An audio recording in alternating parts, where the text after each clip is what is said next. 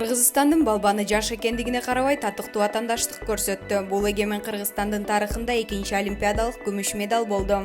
Айсулуу Тыныбекова эми Олимпиада 2020 мелдешинин алтын байгеси үчүн күрөшөт. Ал жарым финалда украиналык Ирина Колесенкону утуп алды.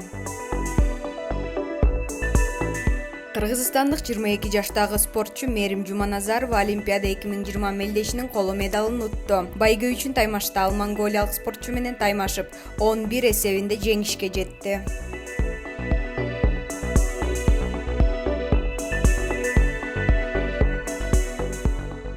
Өкмөт медицина кызматкерлеринин айлыгын көтөрүү үчүн кошумча 1 миллиард 612 миң сом бөлдү. Анын ичинен 333 миллион 265 миң сому июль айындагы маянага кошулат. Бул тууралуу Саламаттыкты сактоо жана социалдык өнүктүрүү министрлигинен билдиришти. Маалыматка караганда 1-июлдан тарта дарыгер жана башка медициналык персоналдын айлыгы 50% көтөрүлдү. Ал эми техникалык кызматтарды көрсөткөн кенже персоналдардын айлыгынын негизги бөлүгүнө 1,4 коэффициент белгиленди.